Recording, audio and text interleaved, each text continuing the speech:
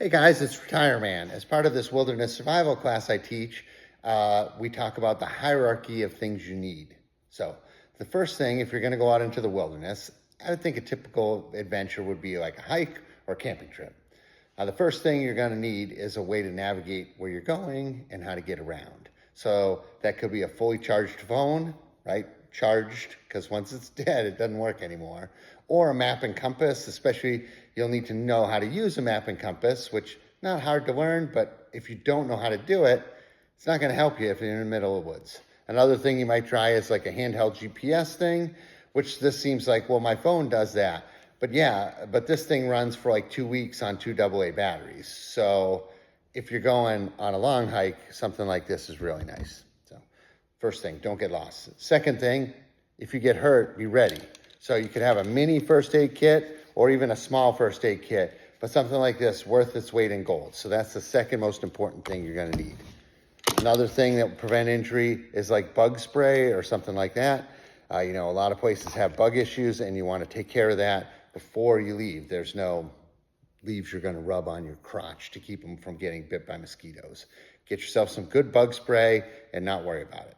Okay, let's talk about if things start to go wrong beyond the small injury that your first aid kit is going to help you with. Say you are lost. Well, the most important thing next is to be able to signal so that other people can find you. You're lost. You don't know where you are, but other people might be in the area either looking for you or just in the area. The most important and most useful thing to signal people is a whistle. Very lightweight, takes up very little space in your bag, and 3 blasts on a whistle is the universal sign for I'm in distress. So you blow the whistle. It's as easy as exhaling, doesn't take any energy. Tweet, tweet, tweet. That means I am lost.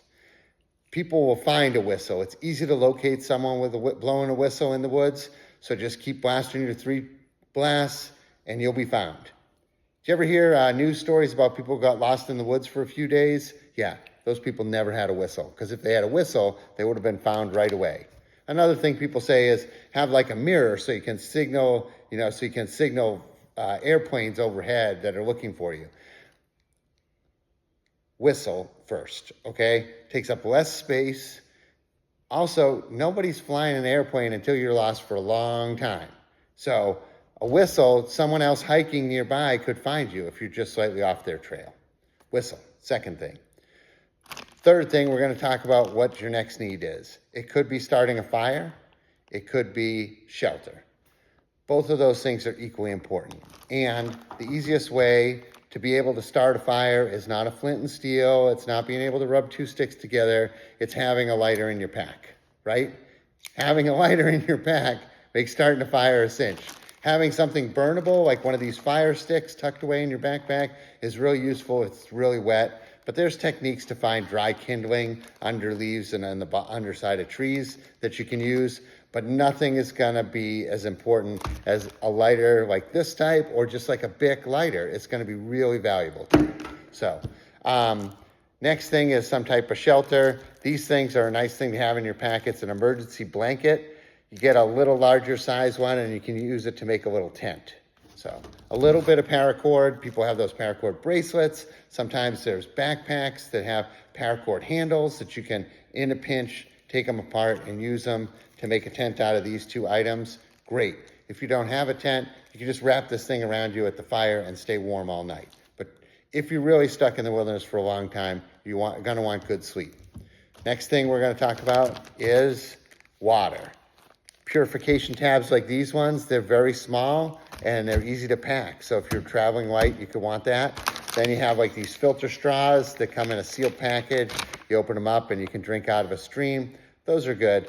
But you can go a day without water. You can't go a day exposed to the elements too cold. So get your fire and your shelter sorted out, then work on your water. And then finally, food. Hopefully you've got a candy bar in your pack or something like that.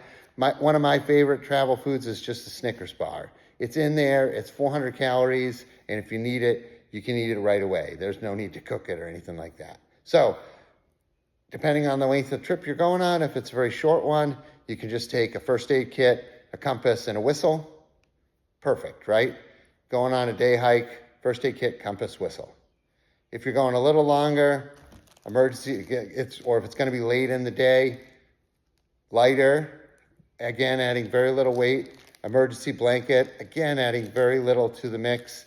And then if you want to add some water purification tabs, but bring some water with you. So there you go. There's some wilderness survival tips. We want you not to get lost. If you are lost, we want you to be able to signal for your rescue. And then we want you not to lose yourself to the elements. Great. I'm Tom. We'll see you at the Wilderness Survival event.